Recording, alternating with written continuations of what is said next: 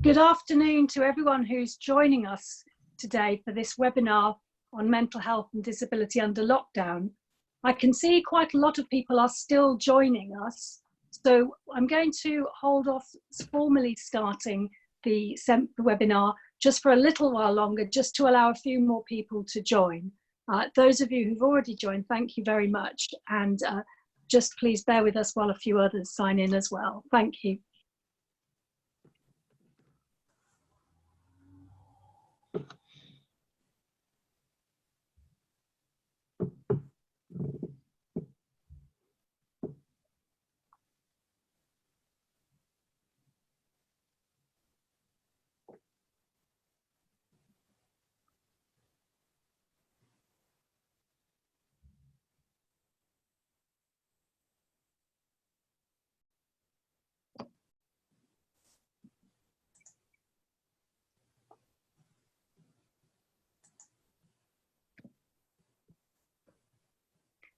Okay,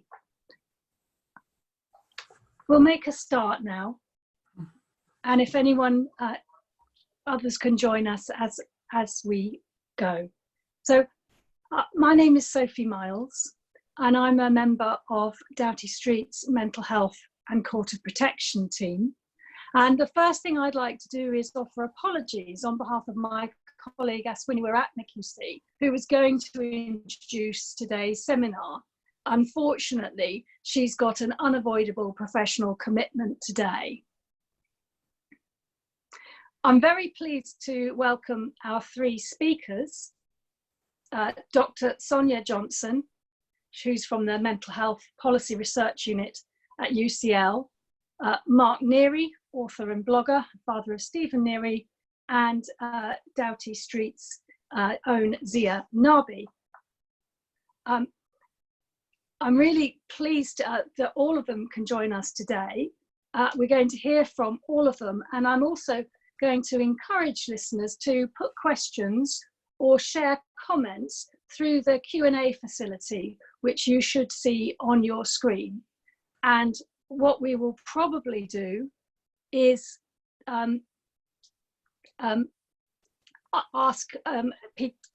take questions at the end of each session. So by way of introduction, we've arranged today's webinar to mark Mental Health Awareness Week. And the theme of Mental Health Awareness Week this year is Kindness Matters. And I've put a link to the website mentalhealth.org.uk, where you can find out a bit more about what's going to be going on during this week. There are obviously absolutely massive questions about how the pandemic affects people with mental health problems or with disabilities. And this afternoon, we can only look at a small fraction of those.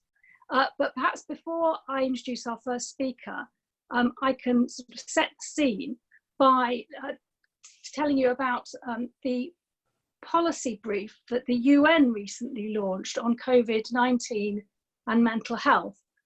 And I've put the link there on the screen. And the UN Secretary General, Antonio Guterres, said in launching the policy brief that mental health is at the core of our humanity. It enables us to lead rich and fulfilling lives and participate in our communities. But it's not simply attacking, the virus isn't simply attacking our physical health, it's increasing psychological suffering. Grief at the loss of loved ones, shock at the loss of jobs, isolation, restrictions on movement, difficult family dynamics, and uncertainty and fear for the future.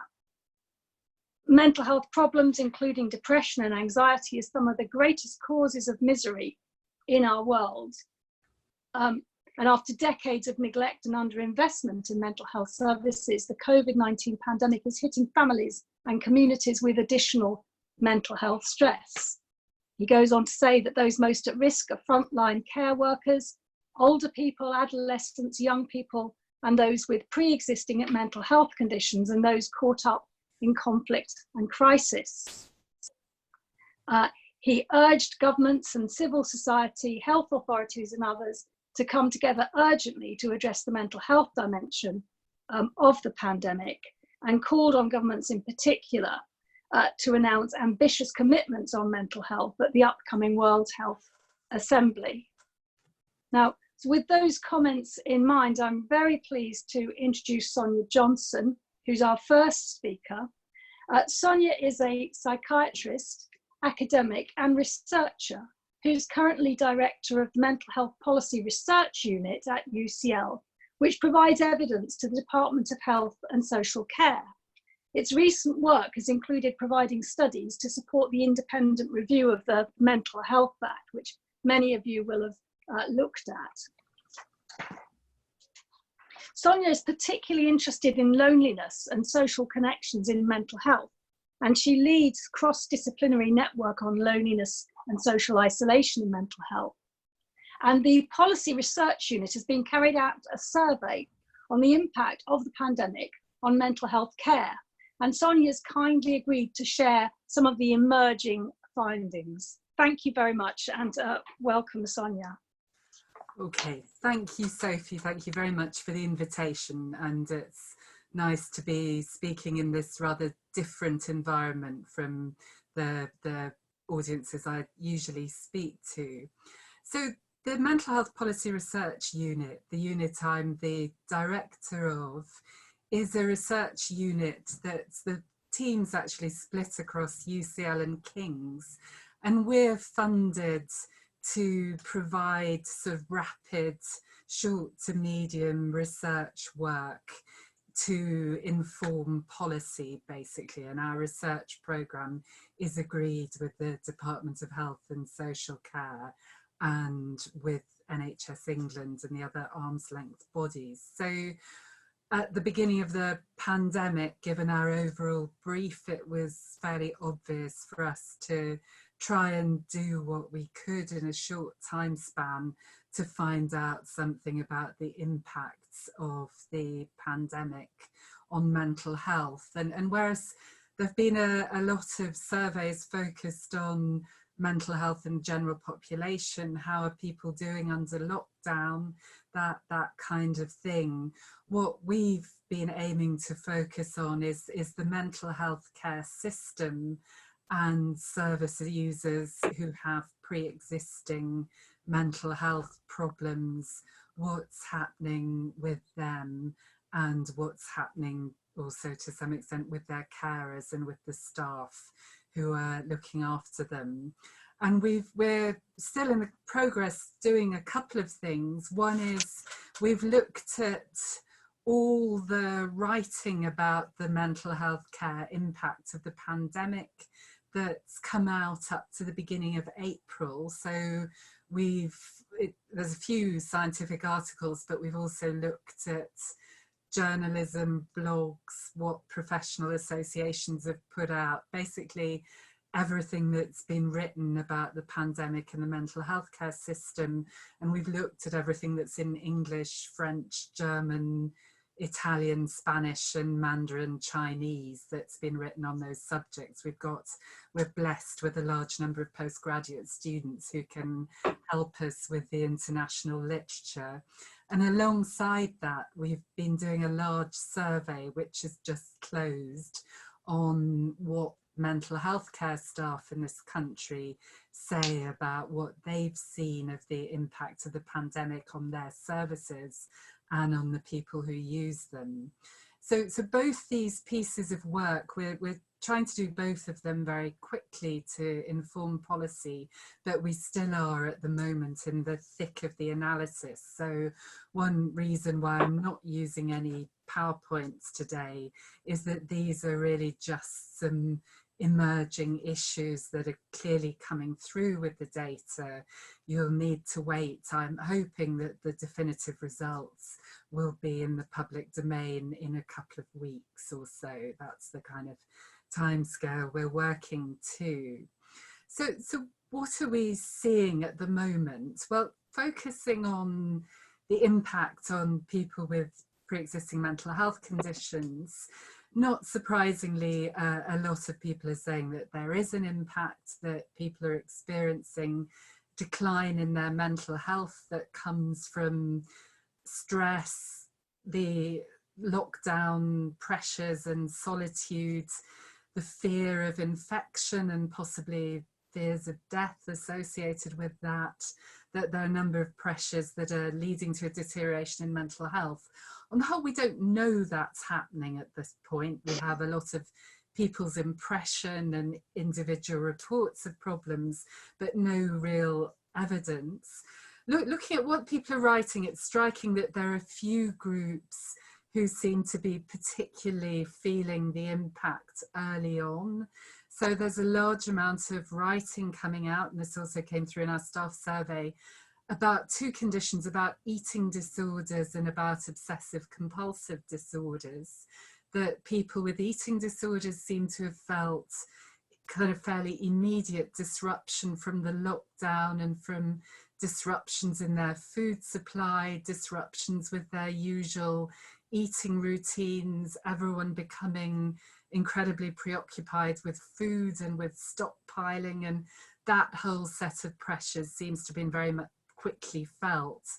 Likewise, people with OCD who've spent years being urged not to keep washing their hands and persuaded in CBT sessions not to be so preoccupied with infection, are suddenly in a society where that's what everyone's talking about all the time, and we're hearing that, not surprisingly, that's another group who felt a fairly swift impact from what's going on in the pandemic. Other groups of people who are being identified of concern include people, there are lots of people with long-term mental health problems who've got physical comorbidities that place them at greater risk of severe illness if they do get infected. There are also people who are on treatments like clozapine that may impact on the immune system and place people at greater risk. And at the same time, quite a lot of people are living in crowded conditions. They may not be the best people at following guidelines and being very careful in their lives, and we're finding that that combination potentially puts people quite high risk of getting the infection and getting it relatively severely. How much that's actually happening in practice, we've not yet seen any data to really know. Another thing, another emerging concern is with people, particularly in countries where the lockdown's been very strict, people who struggle to follow infection control guidance, and there's some reports of this leading to conflict with various authorities if people are not managing to do as they're asked. Another emerging concern, not surprisingly, is about people who are in environments where there's domestic violence, where there are safeguarding concerns about children and also mental health problems, or where there's family conflict. And needless to say, there are also major concerns about loneliness and social isolation, partly associated with directly being asked to stay at home, when people with mental health problems are more likely to live alone and more likely to be lonely already. There are also concerns about people who are in inpatient and residential settings and may be suddenly cut off by not being able to have visits as usual, not being able to go out in the community as they usually would. There are people also finding the places where they usually go for company, the day services and things where they'd usually have most of their social connections are shut down. And there's certainly, for some of the people with longer term mental health problems, they're less likely to have the technology and the internet connections to do what many of us are trying to do, and to keep connected in remote ways if they can't do so in person. Having said that, one interesting thing emerging from reading all this literature around the world is that people's experiences of this time are actually not all bad, that some people do report finding some positives to the lockdown situation. Some people find there are benefits to the removal of stress, to less pressure to go into anxiety-provoking situations, to the sort of slowing down of the pace of life. There are people saying that they feel a bit more connected with other people, that people are all in the same boat, that people are being more neighbourly than usual, that actually there are some benefits to this situation and what's happening in society. And other people writing about this are saying that actually people with long-term mental health problems are often paradoxically quite resilient people. They're actually used to living with quite a lot of social isolation and quite a lot of adversity. And so perhaps for some people that mitigates the current situation. There's some people, certainly I'm also a practicing psychiatrist, and have spoken to a few people who said that, well, really, there's the isolation they now experience is actually not that different from their normal lives. So I think one can't assume that the impact is all in one direction, but certainly there are many concerns. So looking at what seems to be happening in mental health care, in hospital and residential environments, not surprisingly, the big concern is with infection control. And there are some particular concerns about this, certainly reports that psychiatric hospitals are certainly not at the front of the queue for getting PPE and other necessary equipment. And you can imagine if they don't easily get it, people working in residential settings in supported housing are even further down the queue to get the protective equipment they might need, to get guidance implemented, to get procedures in place, and certainly supported accommodation. Our impression is that there are quite a lot of difficulties occurring in those environments. There's some particular challenges with infection control in mental health settings. So ward layouts are often not designed to make keeping apart and infection control easy. When people are quite unwell on wards, they may find it pretty difficult to understand and follow the guidelines that they've been given. And there are also some ethical issues around compulsory admissions that staff are telling us that they do feel concerned about the ethics of the Mental Health Act, for instance, when they're admitting people to environments where they might be at increased risk of getting infected. So I think the issues in hospitals and in residential settings are pretty challenging currently for those kind of reasons. In community settings, I think people have been anticipating a surge in demand, but that wasn't what was seen at the beginning of the pandemic. So people around the world from writing about this suggest that early on services haven't seen particularly large numbers of new community presentations, but in some cases have seen a fall.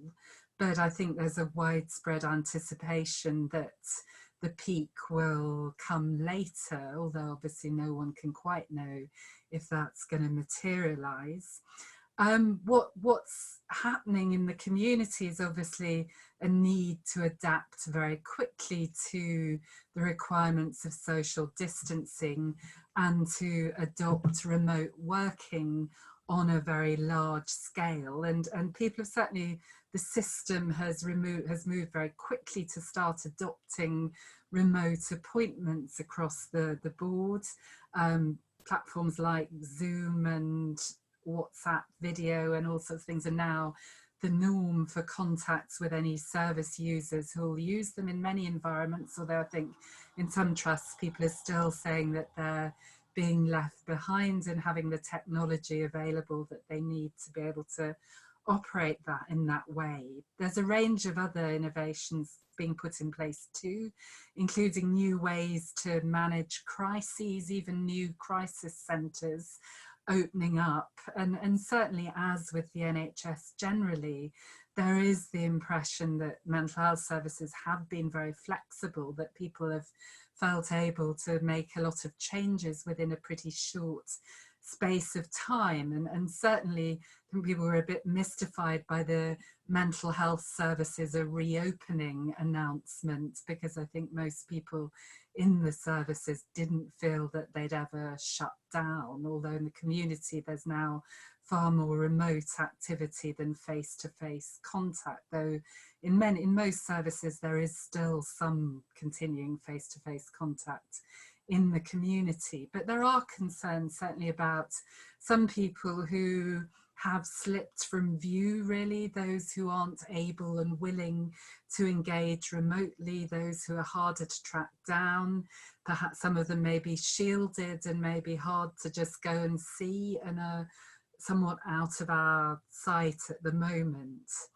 So really that's just a bit of a sort of snapshot, or a few snapshots from these early stages of the pandemic. We'll hopefully be publishing these kinds of findings and quite a bit more in the coming couple of weeks as we get our evidence together. And we're also doing a piece of work on a slightly slower timescale, talking to people with long-term mental health problems about what their current experiences are. Okay, so I'll stop there, but very happy to take any questions.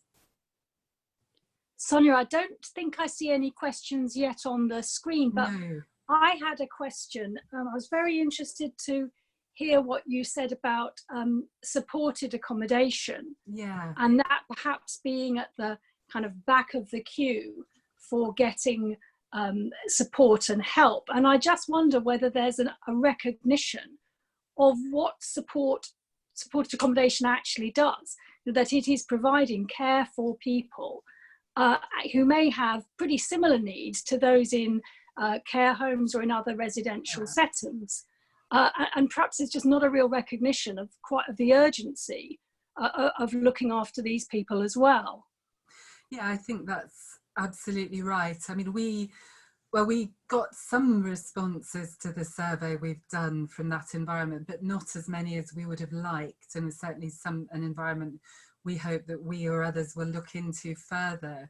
But certainly the sort of more highly supported accommodation will have people with quite severe needs, quite a lot of them people with physical healthcare needs as well, potentially people whose mental health care needs means they're not very good at following guidance.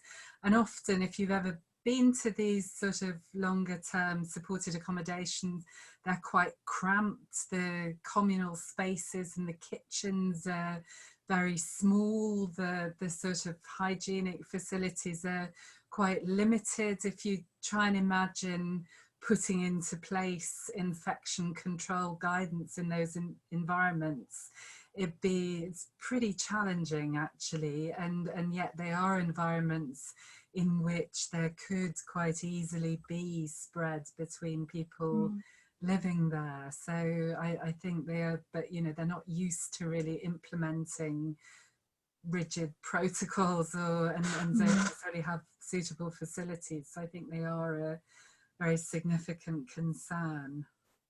And I've just seen one question, I don't know if you've seen it, that says, John Ronson says he suffered from severe anxiety all his life, but said early on in the pandemic he felt much less anxious. How common is? Well, as I've said, we've certainly, in looking at all this writing from around the world about people's experiences with mental health problems in the pandemic, I mean, the negative ones outweigh the positive ones, but certainly, you know, there are quite a number of people, I'm sure it's fewer than those who feel negatively affected, or strongly suspect it is. But yeah, there's certainly quite a few people saying there's less pressure, less stress, they feel able to slow down. And also actually that they feel things are more accessible, that people who've found it hard to leave home and found it hard to go into social situations or go into work or things like that, actually everything's coming to them, and you know, they may even be feeling more connected and less isolated than is usually the case. And I think some of them are certainly saying, well, certainly we're hearing both staff and service users saying actually there's some things about what's happening now that they probably want to keep, as well as the things, you know, that are very problematic. Okay, thank you. Sonia, we just had another participant sort of just agreeing with that from her perspective, or his perspective as a carer. That was really fascinating. Thank you very much. We've just got one more question about how transforming care and treatment are reviews, how are they being conducted? And with some concern about whether they're simply being conducted in a rather perfunctory way. I don't know if that's something that you can answer, Sonia. It may be something we perhaps need to think about. I don't know. I mean, I'm aware of similar concerns, certainly about Mental Health Act processes now, about tribunals and hearings and so on, that they are, I think, largely either teleconference or paper. And yeah, I'm aware, for instance, that somebody I'm responsible for on a community treatment order had one a few days ago, but I don't even actually know what happened. So it was all a sort of rapid paper review. Yeah. So, okay. Yeah. Well, I mean, that's really been fascinating. And although I think we do have a few questions, but I think what I would like to do is... I'll type. Thank you, Sonia. That's brilliant, because I do really want to move on and hear from both Mark and Zia. So I'm absolutely delighted to welcome Mark Neary. Mark is an author, blogger, and a campaigner for disability rights. And he's also the father of Stephen Neary, a young man with autism. In 2011, Mark's fight to have his son returned home from an institution shot to fame when the Court of Protection found that Stephen had been unlawfully detained and that his human rights had been breached. Stephen now lives in his own home, and he has a full and active life in his local community with the support of his father and of paid carers. And we've asked Mark to speak today about how the lockdown has affected both of them. Thanks very much, and welcome to Mark. Thank you, Sophie. Yeah, thanks for that introduction.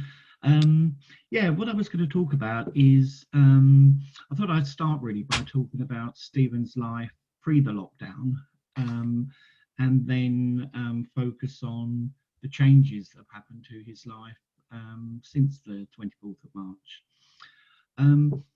Stephen is autistic and he's got severe learning disabilities. So the fundamental foundation stone of Stephen's life normally is routine. As long as those basic building blocks are in place of routine, then everything kind of follows from there.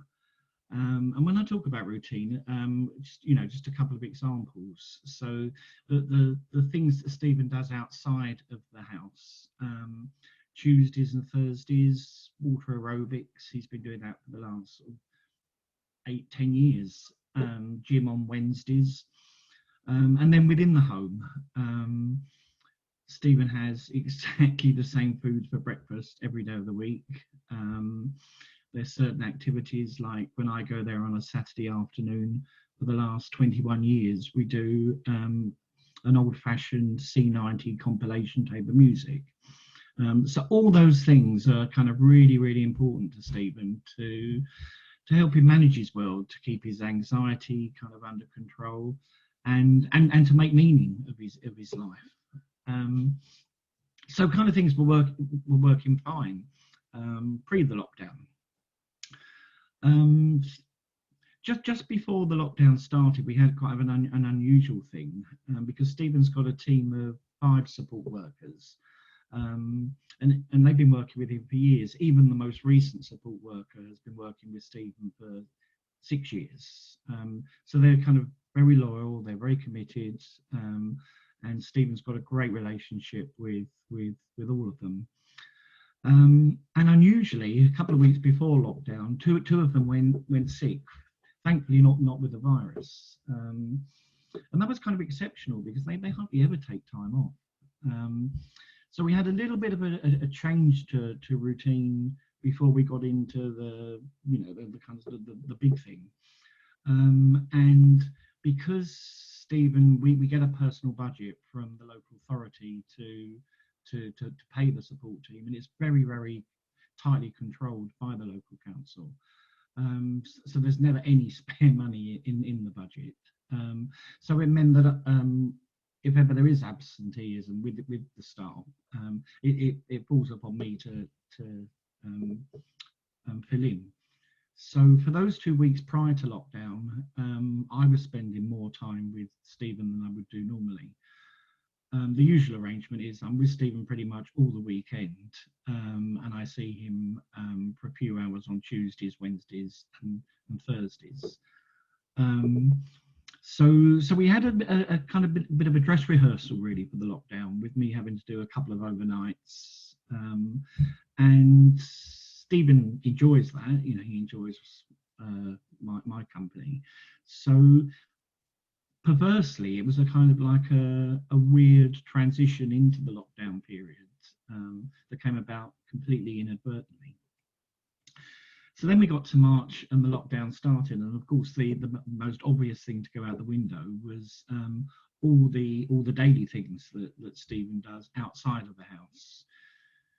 So the leisure centre where he goes for his water aerobics, that was closed, the gym closed down. So we had to start thinking of you know, how we're going to kind of build a new routine. And one thing that's been fabulous over the last sort of 2 or 3 years, and I think it's a sign of Stephen's maturity and his kind of growing confidence, is that whereas in the past we may have had to, me and the support team would have had to build to the routines. Now Stephen's much more able to do that himself. So the very first day of lockdown, Stephen decided that he wanted to start working his way through his incredible kind of collection of musicals that he's got, and he's still doing that. So every day is built around My Fair Lady or West Side Story or something like that. And for some reason, I can't really kind of go into how that's happened, but that has helped enormously. So very quickly, within a couple of days, Stephen had built a new routine and discussed this a lot with the support workers of, you know, how is it working? And I think because for Stephen, being autistic, even when he's going out to a place that he really enjoys, you know, he loves the water aerobics class, but just the very nature of being out and all the different things, all the different kind of sensory attacks, for want of a better word, that can happen to you when you're out. Stephen's very kind of alert to dogs suddenly barking, or, you know, a baby in a buggy suddenly starting crying, cars backfiring. They can all kind of cut straight through his concentration, whatever he's doing at the time. And I think the removal of all those things has been a bit of a blessing, actually, because it's we're much more able to contain that sort of stuff indoors. We don't have a dog, so we're not going to have dogs barking. So I think that's helped the transition from life outside the house to spending pretty much all day long inside the house. The other thing about going out that's a bit tricky for Stephen is trying to get him to kind of understand the concept of social distancing. You know, if Stephen sees somebody he knows, each day Stephen will pop across to the news agents across the road from his house, get a bag of crisps and a strawberry milkshake. And he loves the guy, Jay, who runs the shop. So whenever he sees Jack, shaking his hand, and they'll have a sing-song about something or other. And Stephen can't quite click about, you know, this whole 2 meters apart business. So he's been going out less, basically, I think is the bottom line of the story. But it hasn't had a huge impact. Like most people, we've had terrible problems with the food shopping. Stephen finds it almost impossible to go to a big supermarket like Tesco's or Sainsbury's, but for the reasons I just said, really. The sensory stuff there is, there's too much noise, there's too much going on with all the different shelves and everything. So for the last 5 years, we've always had Tesco's deliver Stephen shopping once a week. He doesn't fall into that vulnerable group for the big supermarkets. So that's kind of meant a big change, more for me really than for him. So my whole, practically the whole day now on a Wednesday is devoted to going out to get in the shopping. I do mine, get his at the same time. But the last few weeks it's taken about 5 hours each Wednesday just to do the weekly shop. But that's kind of the main thing, really. One thing that's been kind of hanging in the air for the whole of the lockdown was the change to the legislation around the Care Act and the possibility of easements. I can't stand that word, easements. It's kind of got sort of gentle, nice connotations, as you know, ease yourself into your bubble bath. Whereas I think, you know, some of the easements I've been hearing about in carers forums that I go into have been pretty brutal, actually. So I've been kind of really worried about that. And then I think it was 3 weeks ago, time loses its meaning during the lockdown, doesn't it? But I think it was about 3 weeks ago, Stephen's social worker phoned me and wanted to do a review of Stephen's care plan. So with the thought of easements in my head, I was immediately kind of nervous about that.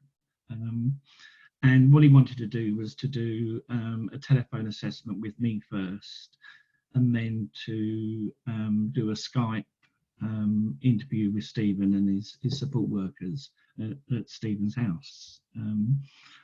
So it kind of went okay with me, and you know, I kind of told him the story that I've just been talking to you about how life has changed. But I try to kind of emphasise, you know, that this is, you know, hopefully this is only a temporary measure, and that all those activities that Stephen used to do would start up again at some point. Terrified, obviously, that this period could be used to cut the support that Stephen gets. Stephen has 24-hour one-to-one support and 2-to-1 support when he goes out and about. So anyway, so he did the assessment with me, and then the following day he did a Skype assessment with Stephen. And it was just very funny. I saw the transcript of it and spoke to the 2 support workers later on that afternoon. And I'd said to the guy, Dan, you know, look, I don't think Stephen will cope for too long with Skype. And this is how the conversation went. So it was Dan saying, hello, Stephen, how are you today? Stephen, I'm fine. What are you going to be doing today, Stephen? Watching Oklahoma. And Dan says, oh, any good songs in Oklahoma, Steve? And Stephen bursts into Oh, What a Beautiful Morning. And that was it. So that was the end of the care plan reassessment. Stephen then goes off to his bedroom and leaves the support workers to answer the rest of the questions. The interesting thing about this was towards the end of the assessment with me on the phone, we found out the real reason that the social worker acknowledged that the reason they were doing the care plan assessment now had nothing to do with the change in the legislation or easements. 2 years ago to this week, I think it was the 14th of May 2018, Stephen was assessed for the community deprivation liberty, i.e., you know, is he being deprived of his liberty in his own home? So we had to go through that whole process of, you know, does he have the capacity to consent to his care plan? And then, of course, is it in his best interest for him to be deprived of his liberty in his own home? So we went through all that palaver 2 years ago. The assessment sat with the local authority until December 2018, then went off to court, to the Court of Protection. I was asked to do a witness statement in December 2018, which I did, and it has sat in the court all that time. And then the court wrote to the council in February to say that it was now out of date, so we've got to start all over again. So that was the reason for the care plan review. Nothing, thankfully, to do with the government's changing of the legislation. And the very good news is, a couple of days ago, I got the final support plan through, and nothing has changed at all. So yeah, we've escaped being eased, and that feels good. So that's about it, really. I think the only other thing I really wanted to mention was fears. So kind of fears from the start of the pandemic. You know, there's been quite a lot in the press about how people with learning disabilities may be at the back of the queue when it comes to medical treatment. So I've been quite nervous from the beginning about what would happen if Stephen actually got the virus. We had lots of discussions with the support team, because two of Stephen's regular support workers also work in other supported living places. One's a bank member of staff and often goes into assessment and treatment units and much larger residential homes. So, rather, selfishly, I had the fear, could they be bringing the virus into Stephen's home? Touch wood, up until now, we've been fine with that. And obviously the fear, what would happen to Stephen if I caught it? I had a spell 18 months ago where within the space of 4 days, I had a major cancer operation and then a heart attack. So I also had this kind of fear that I might be at the back of the queue as well if it came to treatment for the virus. But touching wood, we both escaped so far. But those fears kind of hang around. It would be wrong to say they don't. So I think that's it, really. That's what life's been like in the Neary household during the lockdown. I'm happy to take any questions. I'm not quite sure how to do this. Sophie, can you prompt me?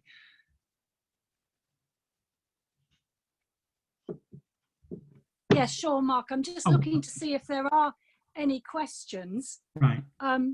I don't think there's any question. There's a well said, Mark, in relation to what you said about easements, which I'm not surprised to see. Right. But I can't see any more at the moment. Okay. And I'd like to thank you. It's an absolute pleasure to hear how you and Stephen are getting on. Thank you. I think we might have a question. Have we got another question here? Oh, yeah, no, for you, Mark. Thank you for your insight. Right. So I think I will now move on to our third speaker, who is Zia Nabi, member of Doughty Street Chambers. Oh, suddenly we have got some more questions. Let me just quickly have a look and see whether we can. I've just got one question here, actually, Mark. I'm going to quickly mention it. How do you think Stephen will cope with coming out of lockdown? And I just wonder if you could sort of quickly say something about that, but just sort of as quickly as you're able to, if that's okay. Yeah, that's good. It's a good question, and he has been asking actually the last couple of weeks. When am I going back to water aerobics? So I think that's only going to be I think that's going to be quite a trifle, to be honest. I think he's looking forward to it, so he can manage at the moment. Fingers crossed, he'll manage when life gets back to normal. Well, he's obviously going to have a huge amount of support from you and his team. Thank you so much, Mark. And I'm now going to turn to Zia Nabi, who's a member of Doughty Street's housing and social welfare and community care team.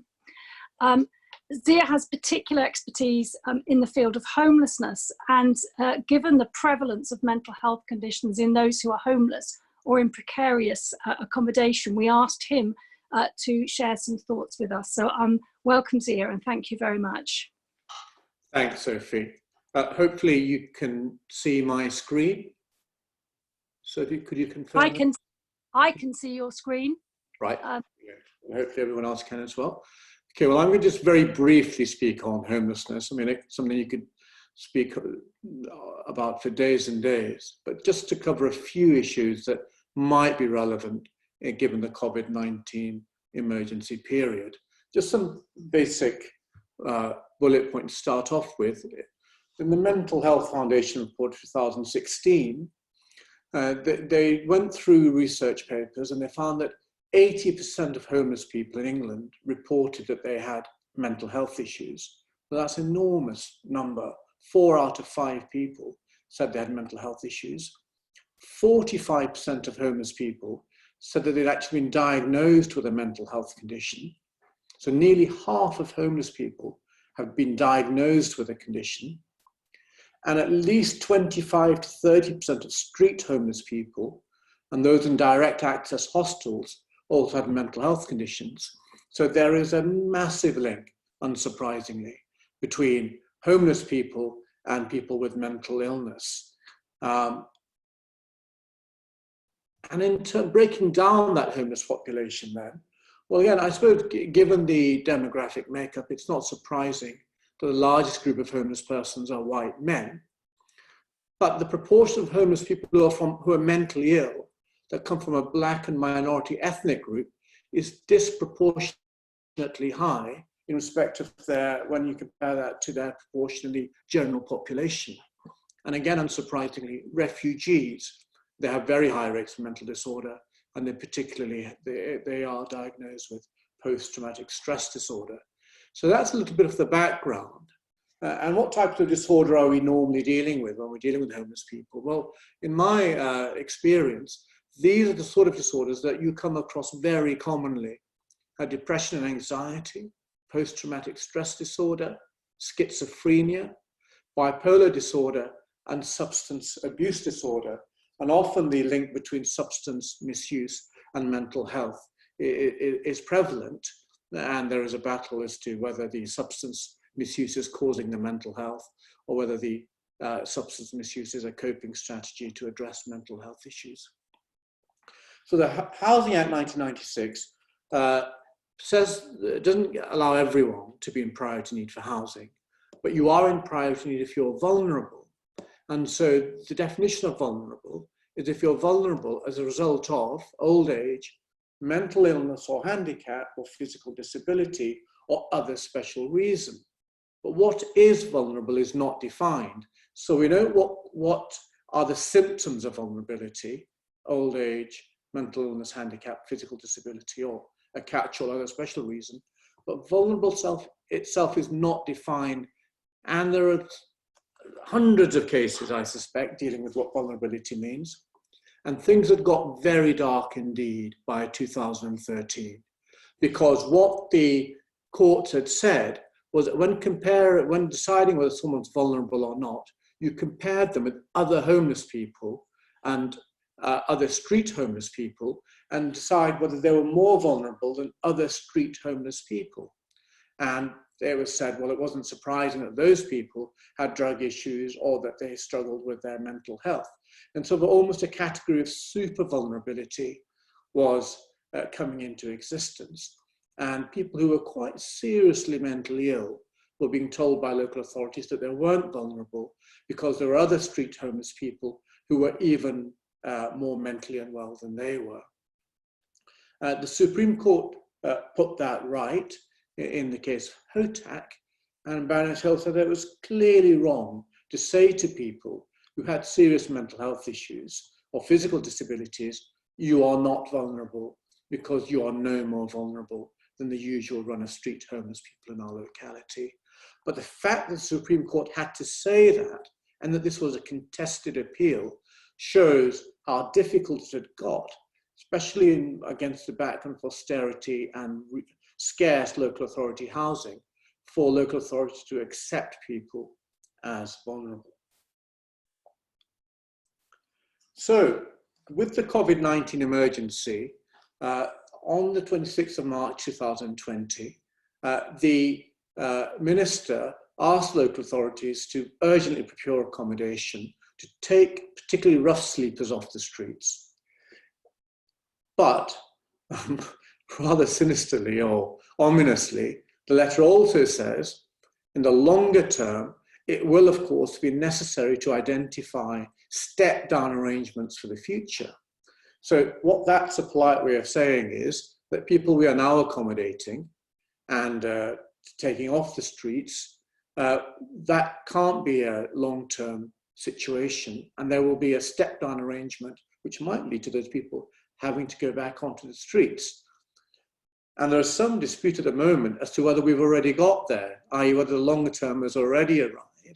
Certainly, I think the Manchester Evening News have got hold of some internal memo which says that local authorities should, by June, be starting to wind things down. Although it's right to say that the department has vigorously refuted that report. So, over 90% of rough sleepers known to council so far have been offered accommodation. There's been a specialist task force created to lead the next phase of the government's support for rough sleepers. Now, you'll note here that I'm quoting from a press release, and I take government press releases, I think, with not skeptically, but I address them with a little bit of caution. But what it said is that there's going to be a team of experts to advise councils on plans to support rough sleepers into long-term safe accommodation once lockdown is limited. What that press release is fairly silent on is to who's going to pay for that. Because of course, if local authorities aren't funded to provide that long-term safe accommodation, then the fact that you've got experts advising them may not get you very far. And as I just said a moment ago, civil servants have told Greater Manchester officials that the scheme, known as Everyone In, is no longer being funded by central government, and that March's original COVID guidance has been scrapped already. And the Ministry for Housing and Community Local Government have refuted that, saying council should continue to provide safe accommodation for those who need it, and any suggestion that funding is being withdrawn or people are being asked to leave hotels by central government is entirely incorrect. Well, I think it's right that no one at the moment, I don't know of anyone who's been asked to leave a hotel who's being accommodated during the crisis period. And there's also no suggestion that funding is being withdrawn, but that funding was obviously for a limited period, and there is no suggestion that there's going to be increased funding, particularly for people who are rough sleeping. So we'll wait to see. But legally, some very interesting points are going to arise, I think. Firstly, people who are being accommodated during the COVID-19 period, should they automatically be deemed to have made a homeless application? You may or may not know that there's no such thing as a formal homeless application. If the local authority has reason to believe that a person may be homeless or threatened with homelessness, all sorts of duties come into play. They've got to investigate the homelessness, and then they've got to decide what to do about it. So I think it's highly arguable that every rough sleeper who's being accommodated at the moment by a local authority has made a homeless application, and the local authority is under a duty to make a decision on that application. What does that duty involve?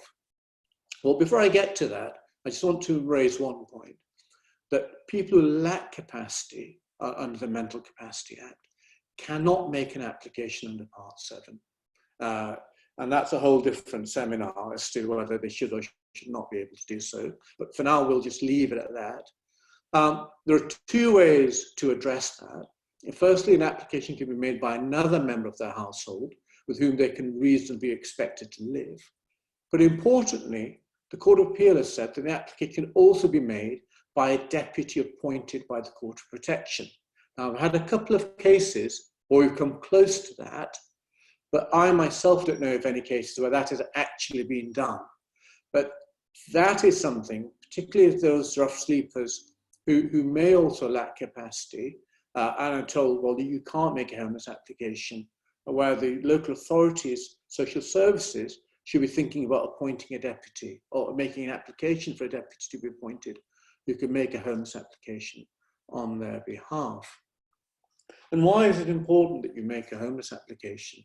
Well, because if a person is homeless or even threatened with homelessness, then the authority is under a mandatory duty to assess their housing needs, including assessing what accommodation would be suitable for them or what support they would need to enable them to have and retain that accommodation. And they have to produce a written document called a personal housing plan.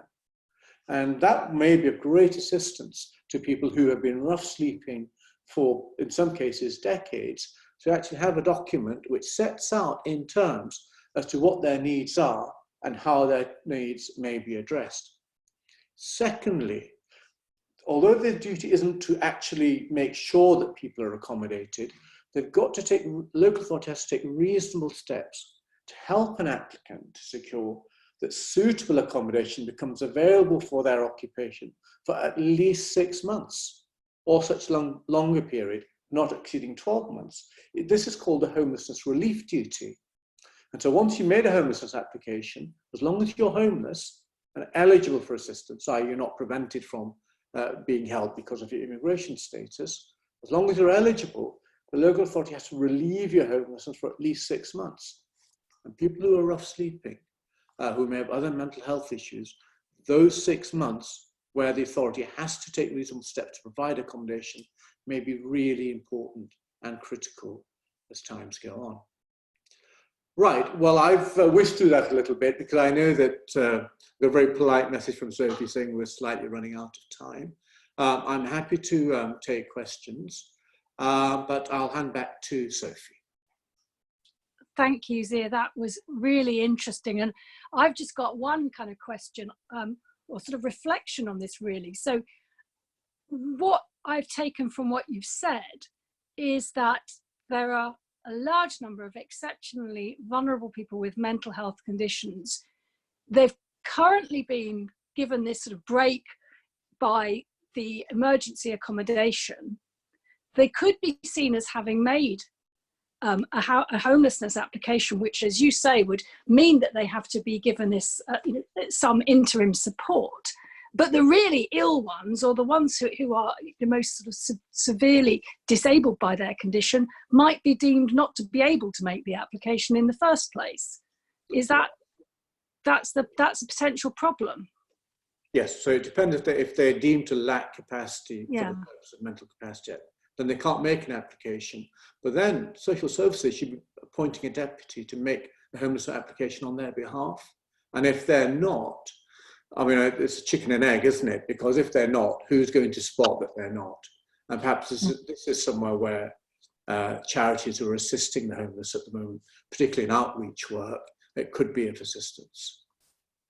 I mean, yeah, it's really fascinating, isn't it?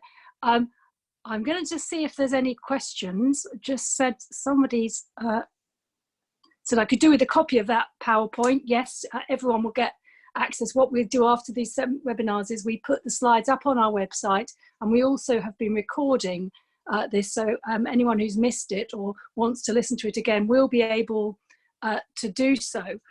I just wonder, before I just sort of update everyone as to our next seminar, wonder if I could ask Sonia if she's still on the line. You know, if her research has covered, or the PRU's research has covered people who are street homeless and who have mental health conditions, or whether that's a group of people that it's just very difficult to reach.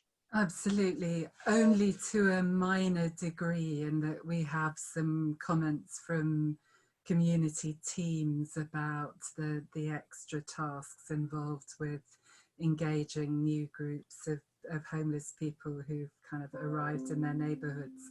But I don't think we'll get very detailed coverage of that issue. So I think someone should look into it, really. Well, thank you. I mean, I hope, you know, this is certainly, it's opened up a lot of thoughts for me about how to this group of people and how very vulnerable they are, with the potential of losing the support that they've only just got. And then any question, Zia, can you see there's a question from Cheryl Bourne? Yes, do you want to just answer, are you able to answer that question? I think it's a really interesting question, actually. So a lot of people who suffer from mental health issues in the homelessness criteria have either post-traumatic stress disorder, or they have a personality disorder which makes them paranoid and worried. Now, arguably, they are more affected by the COVID-19 crisis than people without those conditions, because they will be more fearful and it may affect their mental health more adversely. And therefore, that is something that perhaps means that although they may not have been vulnerable where there was no COVID-19, they are now. Secondly, in terms of people who are sofa surfing, they've got low-level mental health issues, they've been sofa surfing perhaps for years. If we're now in the situation where people are reluctant to allow them to sofa surf, but I certainly had a case last week, which is exactly on those facts, where people said, you've got to leave because we don't want you as part of our household anymore. And they couldn't actually get anywhere else to stay temporarily because of the fact that people weren't willing to break lockdown, as it were. That, I think, is something that could amount to some other special reason as to why they are vulnerable. So yes, I think the COVID-19 emergence period of itself could assist in making people vulnerable where before they wouldn't have been. Thanks, Zia. Okay, I don't think we have any further questions. I would therefore like to thank very much our three fantastic speakers. I found everything that you said really fascinating and really enlightening. So many thanks for joining us. And for those of you who have linked in and listened today, thank you very much. You'll have seen just before the last slide, I've popped up the details of our next webinar. You only have to wait 24 hours for another webinar, this time on children's rights and the law in a time of coronavirus. And that, I think, promises to be really fascinating on a very important topic. So do try and join in for that. And thank you all very much indeed for joining us, and hope to see you or hear you again on another of our webinars. Goodbye and thanks again.